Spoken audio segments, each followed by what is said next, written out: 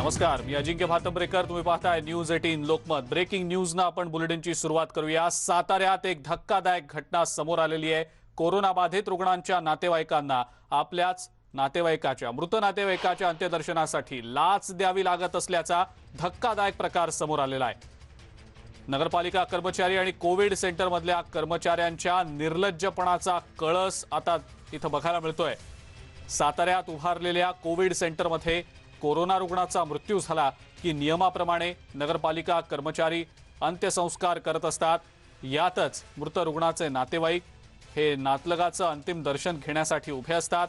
मात्र या ठिकाणी आता आम्ही तुम्हाला सहकार्य करतो असं म्हणत नगरपालिका कर्मचारी हे नातेवाईकांकडून 500 रुपये मागत असल्याचं उघड झालंय. त्यामुळे चक्क मृतांच्या टाळूवरचं लोणी खात असल्याचा धक्कादायक आणि निर्लज्जपणाचा कळस होत असल्याचा हा प्रकार साताऱ्यामध्ये बघायला मिळतोय. या सगळ्या प्रकारानंतर आता संताप व्यक्त होतोय.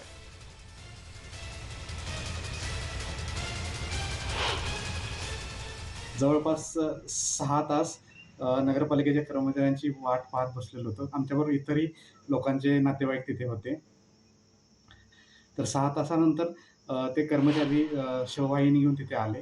त्यानंतर आम्हाला त्यांनी तिथं शेवटचं दर्शन घेण्यासाठी आम्हाला मदत करतो असं आम्हाला त्यांनी सांगण्यात आलं. आणि ते दर्शन घेतल्यानंतर त्यांनी प्रत्येकाकडून एका बाजूला नेऊन प्रत्येकाकडून थोडे पैशांची मागणी केली. तर जवळपास प्रत्येकाने सरासरी 500 रुपये त्या कर्मचाऱ्यांना दिले. तर त्यावेळी आमची मनस्थिती व्यवस्थित नसल्यामुळे प्रत्येकाने कोणताही वाद न घालता त्या कर्मचाऱ्यांना पैसे दिले. पण आमचे प्रशासनाने एवढीच मागणी की प्रशासनाने ज्यावेळी सर्व व्यवस्था मोफत केली असतानाही काही कर्मचारी असे लोकांची पिळवणूक करून त्याच्यावर पैसे उकळत आहेत. तर प्रशासनाने त्यांच्यावर योग्य ती कारवाई करावी. आज सातारा जिल्ह्यामध्ये कोरोनाच्या नावाखाली ज्या पद्धतीनं प्रशासन, डॉक्टर्स, मेडिकल्सवाले मोठ्या प्रमाणात जी लूट करतात ती सर्वसामान्याला भविष्यामध्ये घातकच आहे. त्यांचं आर्थिक शोषण करून त्यांना कोरोनाच्या मृत्यूपेक्षा आर्थिक मृत्यू मोठ्या प्रमाणात दिसून येत आहे. आणि मेल्यानंतरही काही ठिकाणी त्यांच्याकडनं 500 रुपये घेऊन तोंड दाखवण्याच्या नावाखाली म्हणजे मुंह दिखाई ज्या पद्धतीने आपण म्हणतो एखाद्या लग्नातली, त्या पद्धतीने आता कोरोनाची मृत्यूनंतर ही अवस्था चाललेली आहे. त्यानंतर प्लाझ्माच्या नावाखाली असू द्या, ब्लड डोनेटच्या नावाखाली असू द्या किंवा रॅमडिशियरचे ज्या प्रमाणात मोठं रॅकेट सध्या सातारा जिल्ह्यामध्ये पकडलं जाते आणि त्यावरसुद्धा प्रशासन कोणत्याही प्रकारची कारवाई करताना दिसून येते. तातूरमातूर कारवाई करून सदर प्रकरणं दडपली जातात.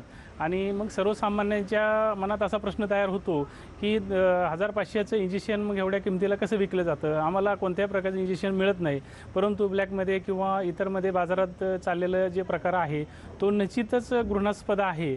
आणि सर्वसामान्यांच्या मनात सध्या भीतीचं फार मोठ्या प्रमाणात वातावरण तयार झालेलं आहे. असले कुठलेही आरोपांचं मी खंडन करतो. आमच्याकडे असले कुठलेही प्रकार घडत नाही आहेत. आमचा स्टाफ वेल बिहेव्ड, वेल मॅनर्ड स्टाफ आहे आणि असं कुठल्याही प्रकारची माल प्रॅक्टिस आमच्या इथं होत नाही. आणि कुठल्याही रुग्णाच्या नातेवाईकाकडून कुठल्याही प्रकारचे पैशाची कुठल्याही सेवेबद्दल आम्ही मागणी केली नाही आणि करतही नाही. जम्बो कोविडच्या व्यवस्थापनातर्फे मी या आरोपांचं पूर्णपणे खंडन करतो. आणि अशा प्रकारचे आणि सगळ्यांना सांगू इच्छितो की अशा प्रकारचे कुठलेही प्रॅक्टिस किंवा अशा प्रकारचे पैशाची मागणी आमच्यातर्फे होत नाही आणि ह्याच्या पुढेही होणार नाही. आणि जरी मी माझ्या टीमला हे सांगितलं की असं कुठं घडत असेल तर त्याच्यावर बारकाईने लक्ष ठेवून आपण हे त्वरित थांबवावे आणि ह्याच्या पुढं असली गोष्ट घडता कामा नये. आम्ही इथं रुग्णसेवा देण्यासाठी आहोत. बाकी कुठल्याही प्रकारची अपेक्षा आम्हाला नाही. आणि याच धक्कादायक प्रकारासंदर्भातली अधिक माहिती आपण जाणून घेऊया. आपल्यासोबत आपले साताऱ्याचे प्रतिनिधी किरण मोहिते आहेत सध्या.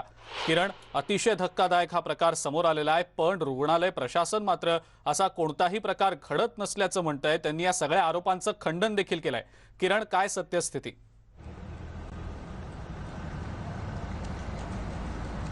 अजिंक्य, अत्यंत लाजिरवाणा असा हा प्रकार म्हणावा लागेल. कारण याहून काही वाईट गोष्ट असू शकत नाही. कारण कोरोनाबाधित रुग्णांच्या वरती सातारा जिल्हा रुग्णालय असेल किंवा कोविड सेंटरमध्ये उपचार सुरू असतात आणि कोरोनाबाधित रुग्णाचा उपचारादरम्यान मृत्यू झाल्यानंतर त्यांच्या नातेवाईकांच्याकडून जे कोरोनाबाधित रुग्ण जो मृत्यू झालेला आहे ते त्यांना पाहण्यासाठी किंवा त्याचा फोटो काढण्यासाठी जे कर्मचारी आहेत ते 500 रुपयाची मागणी करतायत। म्हणजे ही एकदम धक्कादायक अशी बाब आहे।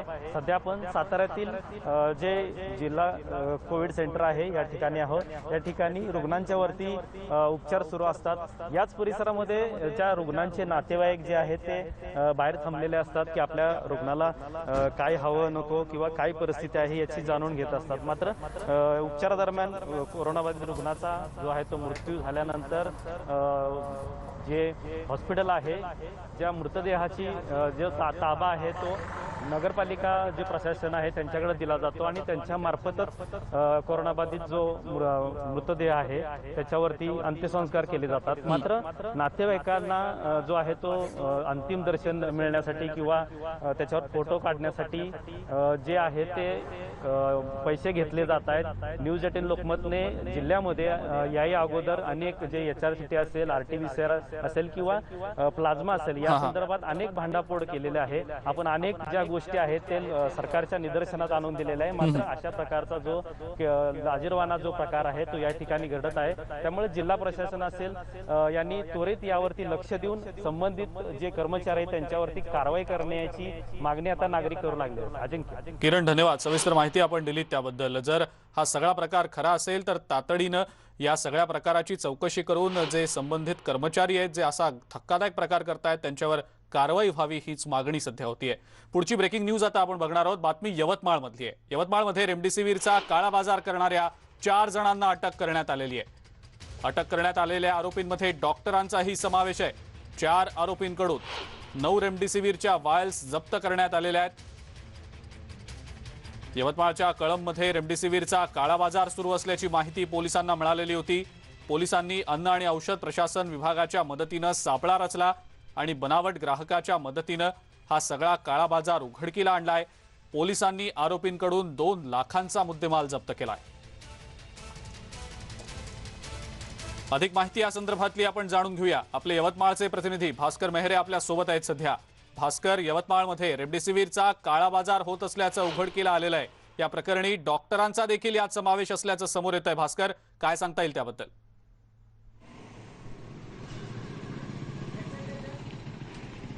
अजिंक्य, हा कोरोनाचा महामारीचा काळ आहे आणि प्रत्येक जण वैतागलेला आहे, कारण या ठिकाणी कोरोनाचा मोठा फैलाव या ठिकाणी होताना दिसतो।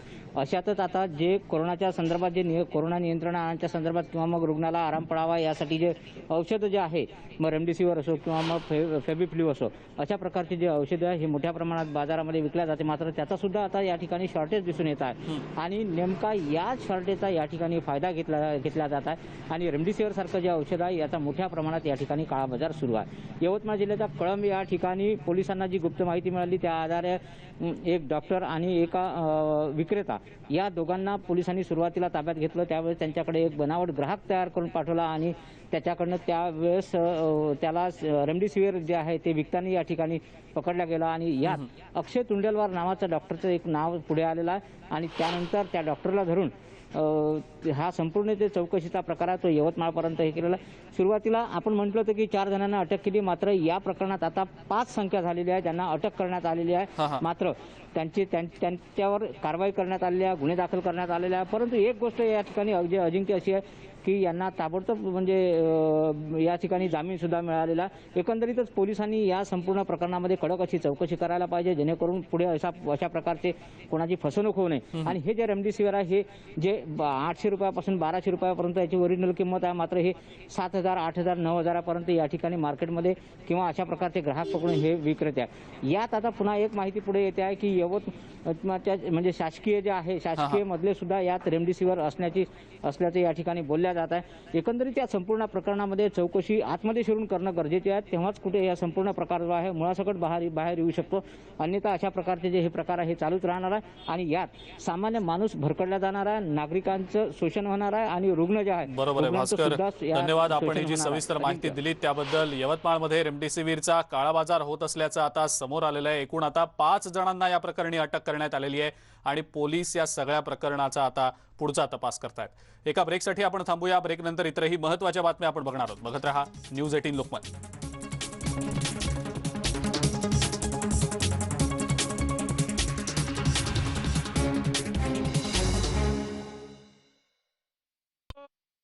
संदर्भात माननीय सर्वोच्च न्यायालयामध्ये न्यायाधीशांमध्ये दुमत झालं आणि 2 न्यायाधीशांनी 102व्या घटनादुरुस्तीनंतर राज्याचेच अधिकार आहेत असं सांगितलं आणि 2 न्यायाधीशांनी 102व्या घटनादुरुस्तीनंतर मागास घोषित करण्याचे अधिकार हे राज्यांनी केंद्राकडे पाठवायचे आहेत अशा प्रकारे सांगितलं आणि 3ऱ्या न्यायाधीशाने त्यांना साथ दिली. त्यामुळे 3 विरुद्ध 2 अशा प्रकारे 102व्या घटनादुरुस्तीमध्ये मागास घोषित करण्याची जी प्रक्रिया आहे ती केंद्र सरकारकडे आहे अशा प्रकारे ते प्रतिपादित करण्यात आलं.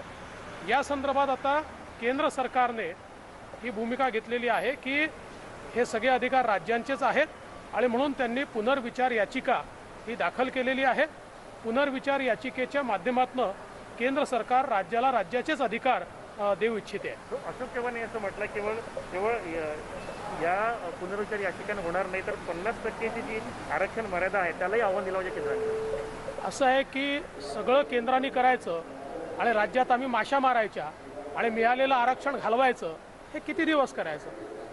अशोक चव्हाण साहेबांनी कायदा समजून आणि सर्वोच्च न्यायालयामध्ये पुनर्विचार याचिका कोण करू शकतं या संदर्भातला विचार करून त्या संदर्भातला निर्णय केला पाहिजे. आत्ता 50%वरचा जे आरक्षण दिलं होतं ते स्टेट लॉने दिलं होतं, देशाच्या कायद्याने दिलं होतं, राज्याच्या कायद्याने दिलं होतं. त्यामुळे याच्या विरुद्ध पुनर्विचार याचिका केंद्र सरकार कसं करेल, त्याच्या विरुद्धची पुनर्विचार याचिका राज्यालाच करावी लागेल.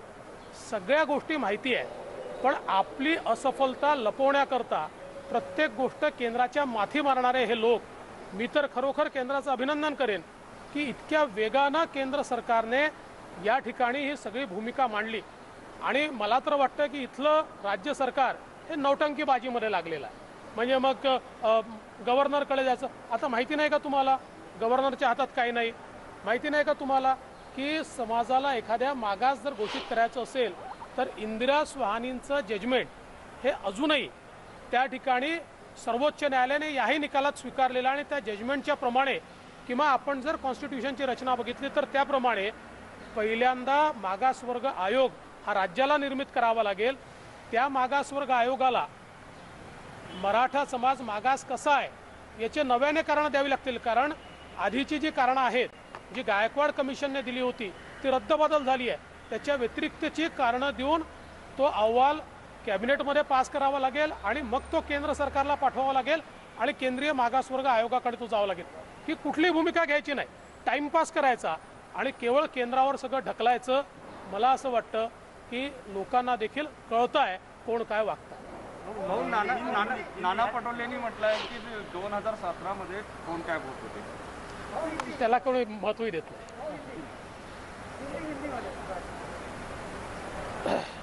देखिए, जो मराठा आरक्षण के ऊपर केंद्र सरकार ने याचिका दाखिल की है उसमें 102वें कॉन्स्टिट्यूशनल अमेंडमेंट के बाद ये किसी कम्युनिटी को बैकवर्ड घोषित करने के अधिकार ये केंद्र के पास है या राज्य के पास है, ऐसा जब प्रश्न निर्माण हुआ तो केंद्र सरकार ने कहा कि राज्य के अधिकार राज्य के पास ही है. किंतु जो हमारा सुप्रीम कोर्ट है उसके बेंच में एक डिवीज़न हुआ 3 जजेस एक साइड और 2 जजेस एक साइड और 3 जजेस ने ये कहा कि ये जो अधिकार है ये केंद्र सरकार के है और इसलिए केंद्र ने जो अपनी कंसिस्टेंट भूमिका रखी है कि राज्य सरकार के अधिकार है, इसके चलते केंद्र सरकार ने 102वें अमेंडमेंट के ऊपर घटना दुरुस्ती के ऊपर एक याचिका दाखिल की है और उसमें स्पष्ट रूप से कहा है कि हमारी भूमिका ये संविधान संशोधन करते हुए भी यही थी कि राज्य के अधिकार है और इसलिए हम आपके पास ये रिवीजन में आ रहे हैं. और जहाँ तक 50% से ऊपर का सवाल है तो ये विषय राज्य का विषय है क्योंकि राज्य के कानून को निरस्त किया गया है तो राज्य सरकार को इसके संदर्भ में रिवीजन पिटीशन दाखिल करनी पड़ेगी. इसमें केंद्र सरकार रिवीजन पिटीशन दाखिल नहीं कर सकती. देवेंद्र फडणवीस यांनी मराठा आरक्षणाच्या मुद्द्यासंदर्भात पुन्हा एकदा भाष्य केलंय आणि राज्य सरकारवर टीका केलेली आहे. केंद्र राज्याला त्यांचे अधिकार देणारच असं म्हणत राज्य सरकार हे नौटंकीवाद सरकार आहे असं देवेंद्र फडणवीस म्हणालेले आहेत. राज्य सरकार आपलं अपयश लपवण्यासाठी केंद्राकडे सातत्यानं बोट दाखवत असल्याचंही फडणवीस यांनी म्हटलंय.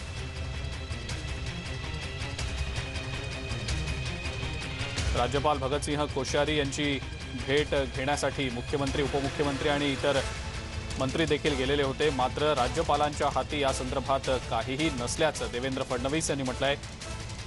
केंद्र सरकारच्या कडे सातत्यानं आपलं अपयश लपवण्यासाठी राज्य सरकार बोट दाखवतंय. हे सरकार नौटंकीबाज सरकार आहे असं देवेंद्र फडणवीस यांनी म्हटलंय. मराठा आरक्षणासंदर्भात राज्य सरकारला काहीही हालचाल करायची नाही, फक्त शांत बसून राहायचंय.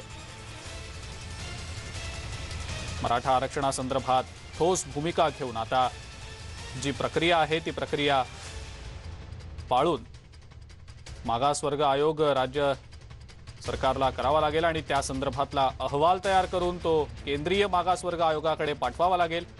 पुनर्विचार याचिका देखील राज्य सरकारलाच करावी लागेल असं देखील देवेंद्र फडणवीस यांनी म्हटलेलं आहे. सरकार सातत्यानं आपलं अपयश लपवण्यासाठी केंद्र सरकारकडे बोट दाखवत असल्याचं देवेंद्र फडणवीस म्हणालेले आहेत. मराठा आरक्षणाच्या मुद्द्यावर महाविकास आघाडी सरकार गंभीर नाही असा आरोप सातत्यानं सरकारवर केला जात होता. त्याच अनुषंगानं देवेंद्र फडणवीस यांनी आज नागपुरात बोलताना राज्य सरकारच्या एकंदरीतच या मुद्द्याच्या भूमिकेवर पुन्हा एकदा प्रश्नचिन्ह उपस्थित केलेलं आहे.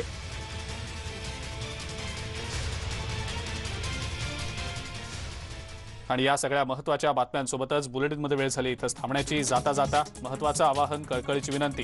कोरोनाचा प्रादुर्भाव आपल्या सर्वांना नियंत्रणात आणायचा आहे. कोरोना प्रतिबंधक नियमांचं पालन करणं गरजेचं आहे. सर्वात महत्त्वाचं आहे ते म्हणजे मास्क लावणं. मास्क लावा, सुरक्षित रहा, बघत रहा न्यूज 18 लोकमत.